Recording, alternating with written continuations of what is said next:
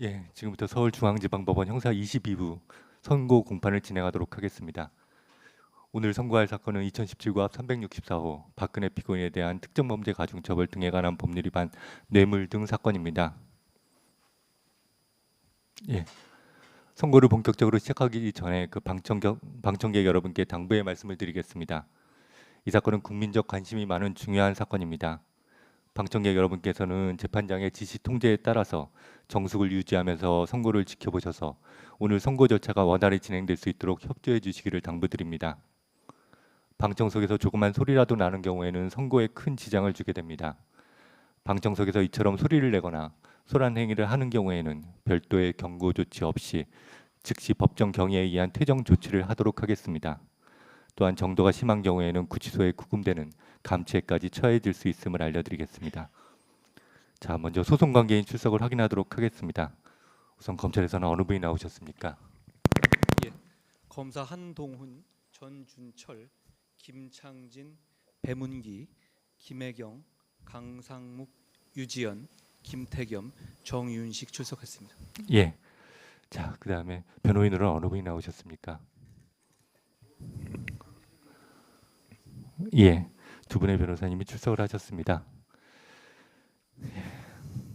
방금 전에 서울구치소로부터 박근혜 피고인 재판 출석 관련 보고서가 도착을 했습니다.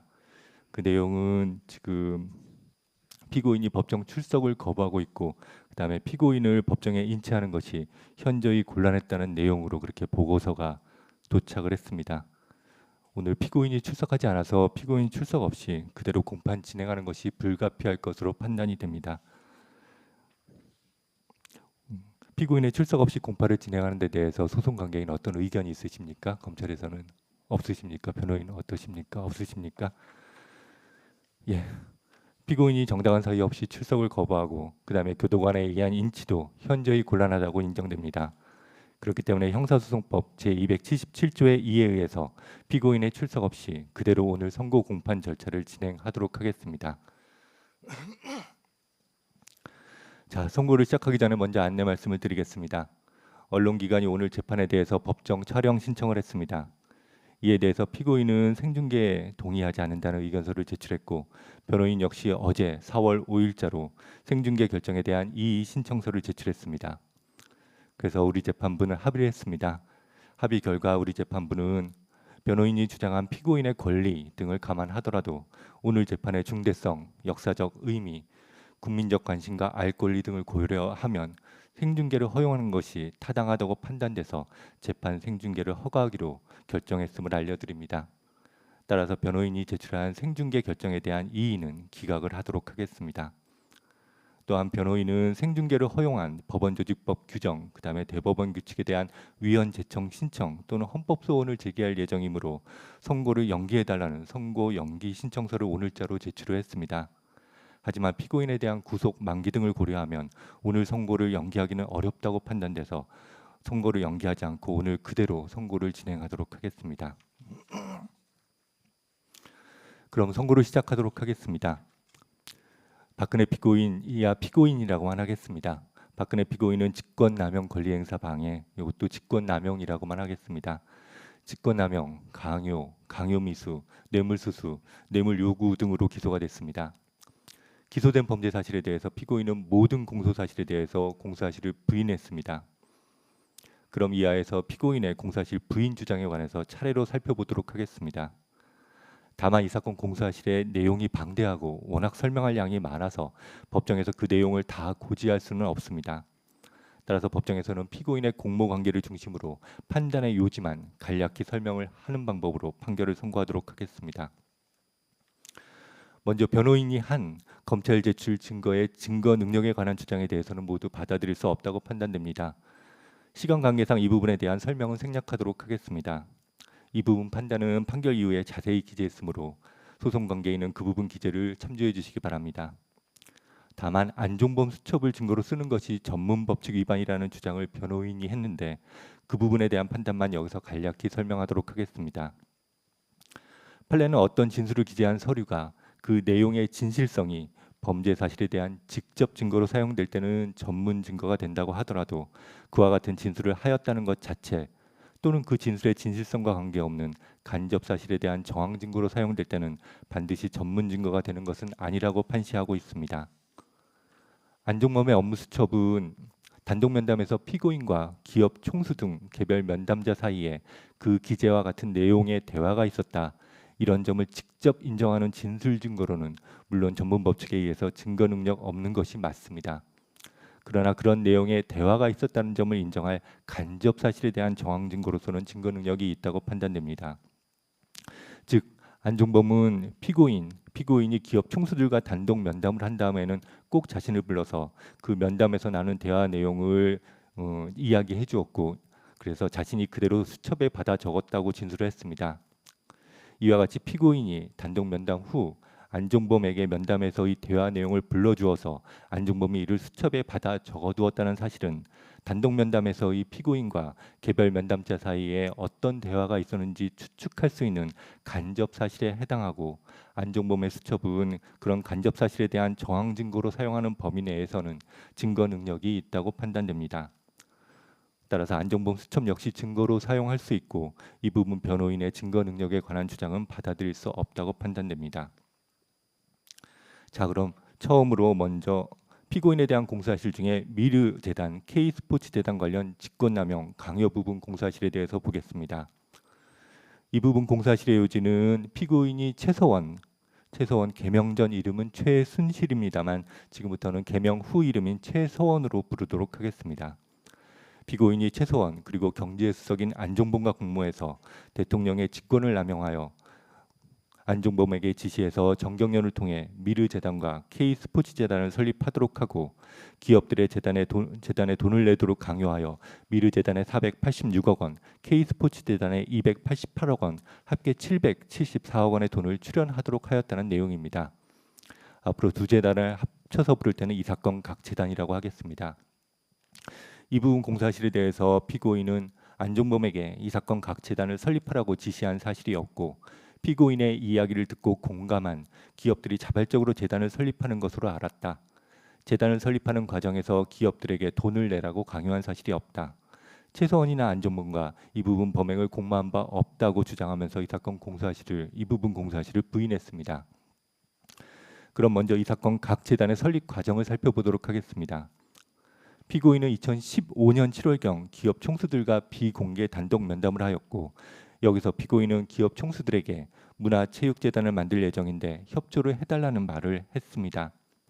그 재단 설립에 진척이 없다가 2015년 10월 19일 피고인이 갑자기 안종범을 불러서 2015년 10월 하순경으로 예정된 리커창 중국 총리의 방한 때 양국 문화재단 간의 MOU를 체결해야 되니까 재단 설립을 서두르라, 이런 지시를 했습니다.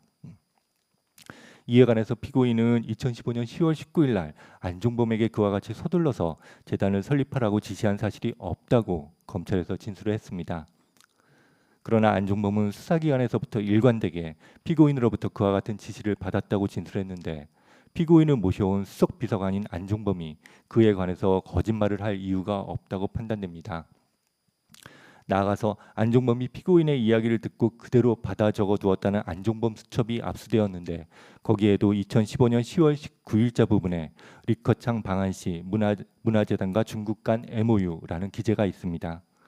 또한 청와대 경제수석 비서관실에서 대통령의 지시사항을 모아서 정리해둔 지시사항표도 압수가 됐는데, 거기의 2015년 10월 19일자 부분에도 리커창 방한 전에 문화재단 출범시키라, 이런 대통령의 지시사항이 적혀 있습니다.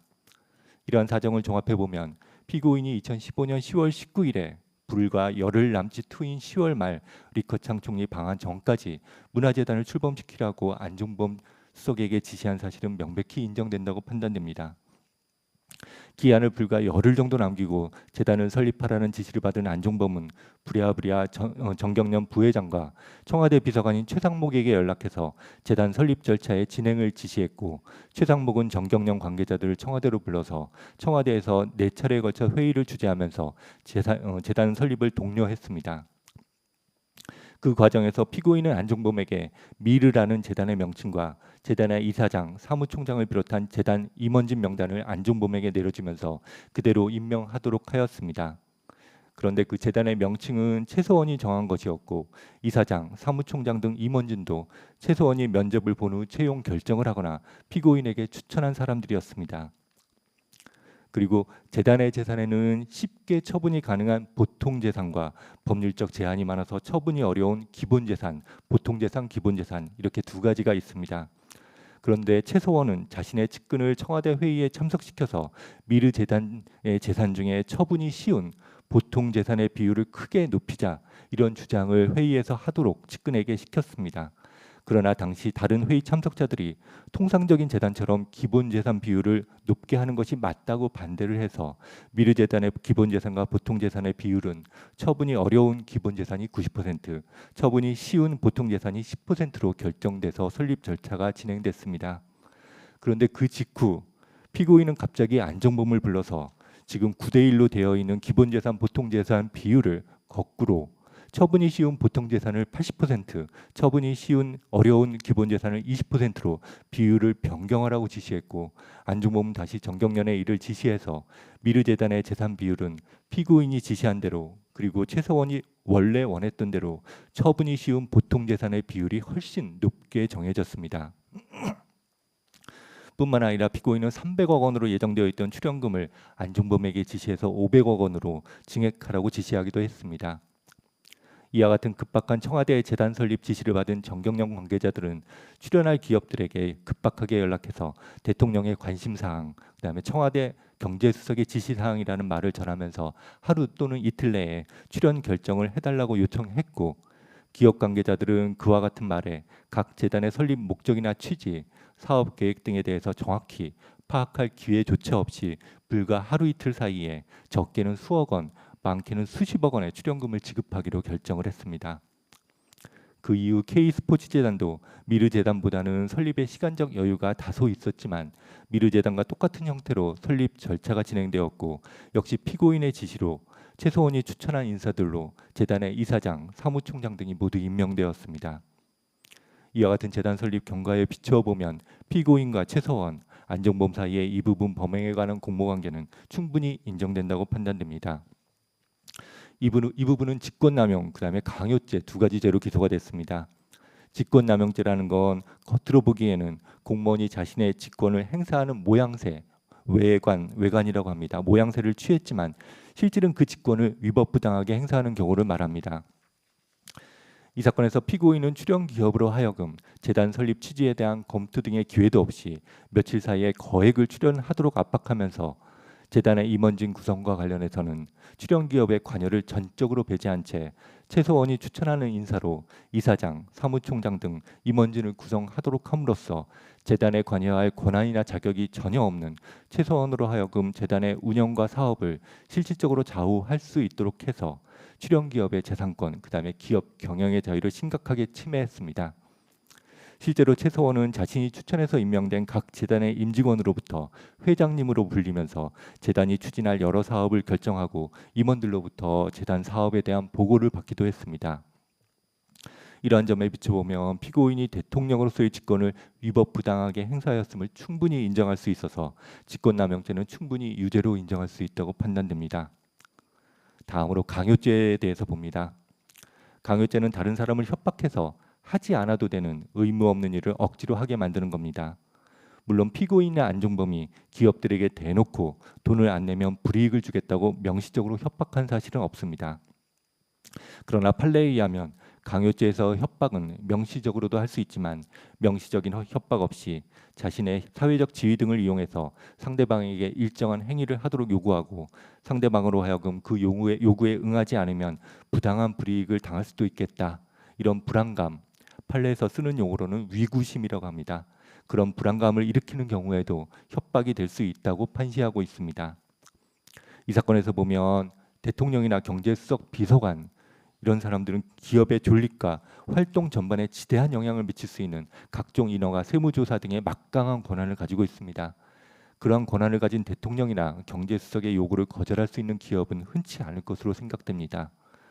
그리고 출연 기업들도 그와 같은 대통령이나 경제수석 비서관의 권한을 두려워한 것이 아니라면 청와대가 일방적으로 주도하여 설립하는 이 사건 각 재단에 대한 출연 요구에 대해서 재단 설립 취지 등도 검토하지 못한 상태에서 급히 서둘러 적지 않은 금액의 출연 결정을 할 이유는 없었던 것으로 보이는 점, 출연 기업 관계자들도 대부분 수사기관과 법정에서 피고인과 청와대 경제수석이 요구한 사항이라고 들어서 요구를 거절할 경우 있을지도 모를 어떤 불이익을 염려하여 출연에 응할 수밖에 없었다고 진술한 점 등에 비추어 보면 피고인이나 안종범이 비록 명시적인 협박을 하지는 않았다고 하더라도 자신들의 지위를 이용해서 재단 출연을 요구하고 그에 응하지 않는 경우 기업들이 어떤 불이익을 입을지도 모른다는 불안감을 일으키게 한 것으로 보기 충분하다고 판단됩니다. 따라서 피고인의 강요죄 역시 유죄로 인정할 수밖에 없다고 판단됩니다. 결론적으로 이 부분 미르, K스포츠재단 관련 직권남용, 강요 부분 공사실은 모두 유죄로 인정하도록 하겠습니다. 다음으로 KD코퍼레이션 관련 직권남용 강요 부분에 대해서 보겠습니다. 이 부분 공사실의 요지는 피고인이 최소원 안종범과 공모해서 현대차그룹 관계자에게 KD코퍼레이션이라는 회사와 납품 계약을 체결하도록 해서 직권을 남용하고 강요하였다는 그런 내용입니다. KD코퍼레이션은 최서원과 개인적인 친분이 있는 문모 씨의 남편이 운영하는 회사로서 원동기용 흡착제라는 그런 물건을 생산하는 중소기업입니다. 피고인은 2014년 11월경 경제수석 안종범에게 KD코퍼레이션의 기술을 현대차에서 채택할 수 있는지 알아보라고 지시했고, 안종범은 2014년 11월 27일 피고인과 함께 현대차그룹 부회장 등과 단독 면담을 하면서 그 부회장에게 KD코퍼레이션의 기술을 채택해 줬으면 좋겠다는 취지로 말해서 납품계약 체결을 요구했습니다. 안종범의 요구를 받은 현대차 그룹 부회장은 부하 직원들에게 바로 납품계약 체결 진행을 지시했고, 이에 부하 직원들은 바로 먼저 KD코퍼레이션에 연락을 해서 협상을 진행해서 마침내 납품 계약을 체결했습니다. KD코퍼레이션이 생산하는 원동기용 흡착제는 자동차 부품과는 전혀 상관이 없는 공장에 있는 원동기에 들어가는 하나의 부품이라고 합니다. 그래서 현대차에서는 그동안 그 원동기를 유지하고 보수해주는 업체를 통해서 간접적으로 납품을 받아왔기 때문에 현대차 구매팀에서 신경을 쓸 부품도 아니었다고 합니다. 그럼에도 현대차에서는 먼저 KD코퍼레이션에 연락까지 하면서 납품 계약을 체결했고, 그 과정에서 일반적으로 협력업체 선정을 위해서 거쳐야 할 입찰 등의 절차도 거치지 않았습니다. 여기에 청와대 경제수석의 요구 내지 지시라 거절하기 어려웠다는 현대차그룹 관계자들의 진술과 현대차그룹과 같은 대기업의 경우 기업 경영에 막대한 영향을 미칠 수 있는 권한을 가진 대통령이나 경제수석의 요구를 거절하기는 어려웠을 것으로 보이는 점, 이런 사정을 더해보면 현대차그룹이 KD코퍼레이션과 납품계약을 체결한 것은 피고인의 지시를 받은 안종범의 요구에 응하지 않을 경우 어떤 불이익을 당할지도 모른다는 두려움에서 체결한 것으로, 피고인과 안종범이 납품계약 체결을 요구한 것은 강요죄에서의 협박에 해당한다고 보기 충분하다고 판단됩니다. 한편 피고인은 최서원으로부터 KD코퍼레이션이 기술이 좋은 중소기업이라고 최서원으로부터 소개를 받았기 때문에 중소기업 지원 차원에서 현대차에 알아보라고 한 것일 뿐이지, KD코퍼레이션이 최서원과 개인적인 친분 관계가 있는 회사라는 사실을 알지 못했다, 그렇기 때문에 직권을 남용한 것이 아니라고 그렇게 진술을 한 바 있습니다. 그러나 우선 최서원은 중소기업의 기술력이 좋은지 아닌지 좋지 않은지 판단해서 추천할 수 있는 전문성을 지닌 사람이 아닙니다. 또한 최서원은 현대차뿐만 아니라 로얄 더치쉘, 대우조선 해양 등에게도 KD코퍼레이션 제품을 납품할 수 있게 해달라고 집요하게 피고인에게 계속 부탁을 했고, 또 KD코퍼레이션의 특허 소송 문제까지 부탁을 한 것으로 보입니다. 피고인도 이러한 최서원의 부탁을 안종범에게 지시해서 계속적으로 KD코퍼레이션의 납품 문제 등을 챙겼습니다. 이러한 사정에 비춰보면 피고인은 최서원이 자신과 개인적인 인연이 있는 KD코퍼레이션에 대해서 사적 부탁을 하는 것임을 잘 알면서 공소사실과 같이 현대차 그룹에 납품 계약 체결을 요구한 것으로 볼 수밖에 없다고 판단됩니다. 따라서 피고인이 최서원의 사적 부탁에 따라서 대통령의 직권을 위법 부당하게 사용하였다는 점, 그리고 최서원과 공모 관계가 있었다는 점 역시 충분히 인정할 수 있다고 판단됩니다. 결국 이 부분 KD코퍼레이션 관련 직권남용 강요 부분 공사실 역시 피고인에 대해서 유죄로 판단하도록 하겠습니다.